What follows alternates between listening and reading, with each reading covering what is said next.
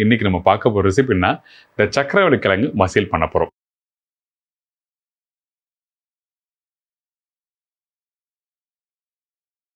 இந்த மசியல் சொல்லும்போது இந்த கருணக்கிழங்கு மசியல் நீங்கள் பார்த்துருப்பீங்க, காரைக்குடி ஸ்டைலில் பண்ணுறது. அதில் புளியெல்லாம் ஊற்றி பண்ணுவாங்க.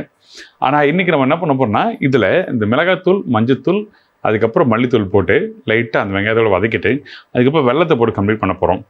ஏற்கனவே சக்கரவள்ளி கிழங்கு இனிப்பு தன்மை இருக்கும். ஆனால் ஏன் திருப்பி இந்த வெள்ளம் போடுறோன்னு கேட்காதீங்க. அந்த காரத்தோட இந்த வெள்ளம் சேர்க்கும் போது அந்த ஒரு ஷார்ப்பான இனிப்பு தன்மை தெரியும். ஸோ இது சாப்பிட்றதுக்கு நல்லாயிருக்கும். இது நம்ம வீட்டில் சும்மா சின்ன பசங்களுக்காக நான் பண்ணி கொடுத்தேன், ரொம்ப நல்லா இருந்தது. ஸோ அதனால இன்றைக்கி இந்த ரெசிபி எப்படி பண்ணுறது சொல்லி பார்க்க போகிறோம். வாங்க தேவையான பொருட்கள் பார்த்தலாம்.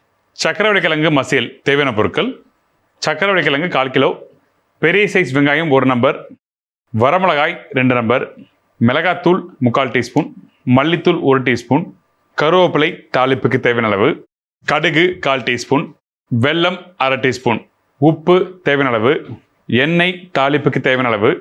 இந்த ரெசிபி தேவையான பார்த்துட்டீங்களா? இப்போது இந்த கடாயில் கொஞ்சம் எண்ணெய் அதிகமாக ஊற்றி வச்சுருக்கேன். ஏன்னா எண்ணெய் எப்பவுமே சமையல் வந்து கம்மியாக யூஸ் பண்ணுவோம். ஆனால் இன்றைக்கி நிறைய எண்ணெய் யூஸ் பண்ண நினைக்காதீங்க, காரணம் இருக்குது. எண்ணெய் கூட இருந்தால் தான் இந்த மசியலுக்கு கொஞ்சம் நல்லாயிருக்கும். இல்லை எண்ணெய் எனக்கு வேண்டாம் அப்படின்னு நினைக்கிறவங்க வந்து என்ன பண்ணால் சமைக்கும் போது கொஞ்சமாக எண்ணெய் ஊற்றிங்க. ஆக்சுவலாக என்ன காரணம் அந்த எண்ணெய் கொஞ்சம் கூட ஊற்றுறதுக்கு என்ன கேட்டால், இந்த கிழங்கு வந்து பார்த்திங்கன்னா அந்த ஒரு சாஃப்டான தன்மை, அதை கொஞ்சம் எண்ணெயிலே போட்டு நல்லா வதக்கினா மட்டும்தான், இன்கேஸ் உங்களால் இன்றைக்கி சாப்பிட முடியலனாலும் நாளைக்கு காலையில் வச்சு சாப்பிட்லாம், ரொம்ப நல்லாயிருக்கும். அது நேரம் ஆக ஆக அந்த பக்குவம் மாற ஆரம்பிக்கும். இதான் விஷயம். தேவைப்படாதவங்க இப்பயே சாப்பிட்டு முடிக்க போகிறவங்க இப்போ எண்ணெய் கம்மி பண்ணிக்கலாம்.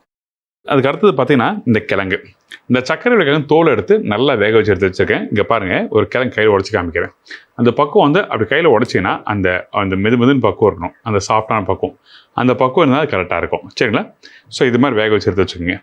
இதுக்கப்புறம் நம்ம என்ன பண்ணுறோன்னா, இங்கே எண்ணெய் சூடாகிடுச்சு, கடுகு இருக்குல்ல, இந்த கடுகு தாளிப்பாக போடுறேன். இதுக்கப்புறம் இந்த வெங்காயம் போட்ட உடனே பொரியிற தன்மை தெரியுதுங்களா? சில பேர் எண்ணெய் சூடு இல்லாமல் அப்படியே போட்டுருவாங்க, அப்போ தான் சூடாகும். அந்த மாதிரி இருக்க வேண்டாம். இந்த மாதிரி வெங்காயம் போட்ட உடனே வரமிளகா, கொஞ்சம் கருவேப்பிலை எல்லாம் போட்ட உடனே பொரிஞ்சு வர டைமில் என்கிட்ட இருக்க இந்த மசாலா கொஞ்சம் கவனம் தேவை. இந்த மாதிரி எண்ணெய் சூடாகிற டைமில் டக்குன்னு மிளகாத்தூள் போடணும். நேராக விட்டுறாதீங்க, விட்டிங்கன்னா கருகிடும். ஸோ அதனால் மல்லித்தூள், அதுக்கப்புறம் கொஞ்சம் மஞ்சத்தூள், இதுக்கப்புறம் உப்பு தேவையானளவுக்கு, இதுக்கப்புறம் நமக்கு தேவையான இனிப்பு வெள்ளத்தை நல்லா இடித்து வச்சுருக்கேன். அந்த வெள்ளத்தை சேர்க்குறேன். காரத்துக்கு நம்ம போட்டாச்சு ஆல்ரெடி, இருந்தாலும் இன்னும் கொஞ்சம் போட்டுக்கிறேன். போட்ட பிறகு அடுப்பில் ஃப்ளேம் இன்க்ரீஸ் பண்ணிட்டு அந்த வெல்லம், அந்த மசாலா இது எல்லாத்தையும் நல்லா மிக்ஸ் பண்ணியாச்சு. மிக்ஸ் பண்ண உடனே நம்ம என்ன பண்ணுறோம், இந்த கிழங்க போடுறோங்க. ரொம்ப நேரம் வெட்டினா நம்ம கஷ்டம், டக்குன்னு கருகிடும். இப்போ நம்ம என்ன பண்ணுறோம்னா, இந்த கிழங்க நல்லா மசிக்கிறோம். தண்ணி தேவைப்படாத யூஸ் பண்ணிக்கலாம். இப்போ நல்லா ஸ்மாஷ் பண்ணிவிட்டு உங்களுக்கு நான் காமிக்கிறத.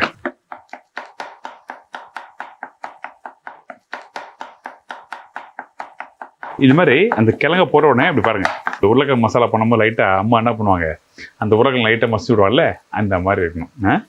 அது மாதிரி பண்ணும்போது இன்கேஸ் உங்களால் பண்ண முடியாச்சுன்னா, இந்த மாதிரி வீட்டில் மத்து வச்சுருப்பாங்க, இல்லை ஸ்மாஷர் வச்சுருப்பாங்க, அதை எடுத்து அப்படி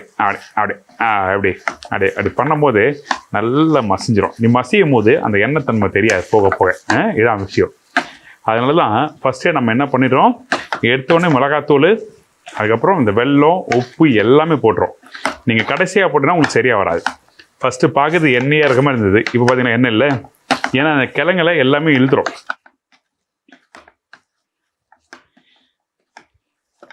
இங்கே கரண்டில் எடுத்து காமிக்கிறேன் பாருங்கள், தெரியுதுங்களா?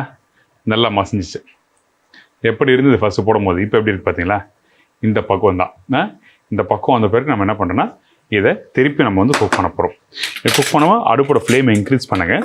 இது ரொம்ப நேரம் எடுக்காது, சும்மா 2 நிமிஷம் தான். இது அப்படியே வந்து அந்த மசாலா வந்து அந்த அடுப்புலேயே வந்து நல்ல வதக்க அந்த பக்குவம் கொஞ்சம் மாற ஆரம்பிக்கும். ஏன் வதக்கம்னு சொல்கிறீங்கன்னா காரணம் இருக்குது. ஹை ஃப்ளேம் வச்சு வதக்குங்க. அப்படி பண்ணாமல் இருந்தீங்கன்னா அந்த எண்ணெயோட தன்மை வந்து நீங்கள் சாப்பிடும்போது ஒரு பைட்லேயும் தெரியும். ஸோ அதனால் நம்ம என்ன பண்ணுறோம், இப்போ நல்லா சாத்தே பண்ண ஆரம்பிச்சா அந்த எண்ணெய் தன்மை தெரியாது. இதான் விஷயம். சாப்பிடும்போது அந்த இனிப்புத்தன்மை, காரத்தன்மை, அந்த தாளிப்பு, அந்த வெங்காயம், அந்த கருவேப்பிலை எல்லாமே நம்மளுக்கு தெரியும். அவ்வளோதான். ஜம்முன்னு சும்மா சூப்பராக ரெடி ஆச்சு. இது வந்து தோசை மசாலாவும் சாப்பிட்லாம், தோசைக்கு வச்சுக்கலாம், இல்லை பூரிக்கு சாப்பிட்லாம், இல்லை அப்படியே ரைஸ் தொட்டு சாப்பிட்லாம். ட்ரை பண்ணி பாருங்கள். ரெடி ஆகிடுச்சே. 2 கருவேப்பிலை போடுங்க, அடுப்பு ஆஃப் பண்ணுங்க, இவரை அப்படியே தூக்குங்க.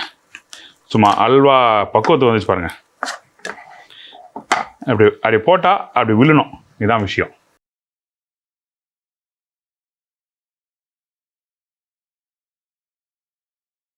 அவ்வளோதான். இங்கே பாருங்கள், அப்படியே அந்த அல்வா பக்குவத்தில் எப்படி கும்முன்னு வந்துருக்கா பார்த்தீங்களா? இதான் விஷயம்.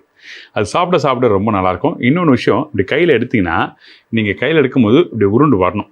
இப்படி உருண்டு வந்தால் தான் உங்களுக்கு கரெக்டாக இருக்கும். இங்கே பார்த்தா தெரியுதுங்களா உங்களுக்கு? இந்த மாதிரி வந்தால் தான் கரெக்டாக இருக்கும். ட்ரை பண்ணி பாருங்கள். ட்ரை பண்ணி பார்த்துட்டு ஃபீட்பேக் கொடுங்க. இதே மாதிரி நான் இன்னொரு புது ரெசிபி சந்திக்கிறேன். நன்றி, வணக்கம். See you. Bye. Take care. Thank you so much.